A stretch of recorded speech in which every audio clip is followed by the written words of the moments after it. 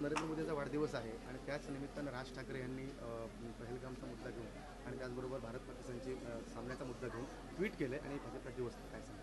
नाही, मी ते खरं म्हणलं तर ट्विट ऐकलेलं नाही आहे, पण 2014च्या अगोदर असणारी पाकिस्तानच्या विरोधात आपली परिस्थिती किंवा आपल्या देशामध्ये होणारे अतिरेकी हल्ले, बॉम्बस्फोट आणि आता 14पासून ते आत्तापर्यंत आपण असंख्य महत्त्वाचे ऐतिहासिक निर्णय घेतले, म्हणजे 370 असो, राम मंदिर असो, असंख्य महत्त्वाचे निर्णय घेतले, तेव्हा कोणालाही आपल्या देशाकडे वाकड्या नजरेने बघण्याची हिंमत झाली नाही.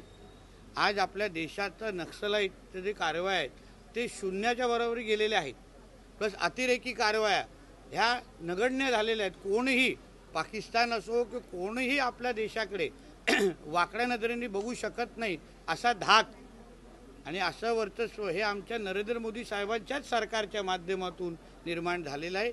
काही लोकांना कधी नरेंद्र मोदीजींचं काम आवडतं, कधी नाही आवडत. काल आवडत होतं, आज नाही आवडत, कदाचित उद्या परत आवडेल.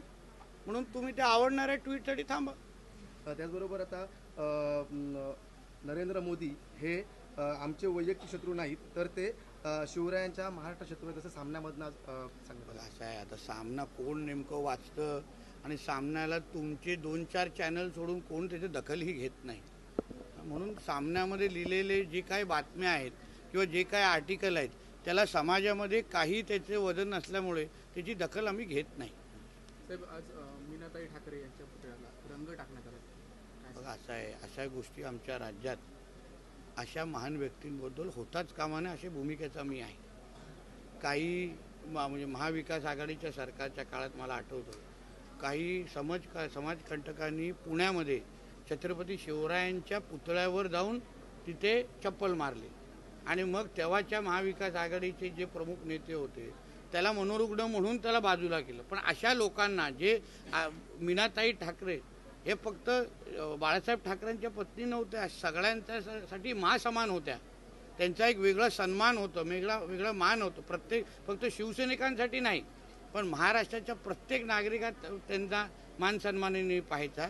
अशा महान लोकांच्या पुतळ्याकडे अगर कोण वाकड्या नजरेने पाहत असेल ना, मग छत्रपती शिवराय असतील, डॉक्टर बाबासाहेब आंबेडकर असतील, आज मासाहेब ठाकरे असतील, ह्यांना अशी एक शिक्षा दिली पाहिजे ना, परत काही करताना हात कापले पाहिजे. आता जे काही मी माहिती घेतलेली आहे त्या बाबतीमध्ये काही लोकांना अटक केलेली आहे, त्यांची चौकशी सुरू आहे. मी तुम्हाला विश्वास देतो, हे हिंदू हृदय सम्राट बाळासाहेब ठाकरे साहेबांच्या विचारांवर चालणारं आमचं महायुतीचं सरकार आहे. मोदी साहेबांपासून आमचे फडणवीस साहेबांपर्यंत ते आमचे एकनाथ शिंदे, सगळेचे सगळे आम्ही बाळासाहेबांच्या विचारांवर चालणारे आम्ही लोक आहोत. आणि म्हणून बाळासाहेबांच्या घरच्या कुठल्याही व्यक्ती तर अशा पद्धतीने अगर काही झालं असेल तर त्याला कडीची कडी शिक्षा दिली जाईल, एवढा विश्वास तुम्हाला या निमित्ताने देतो.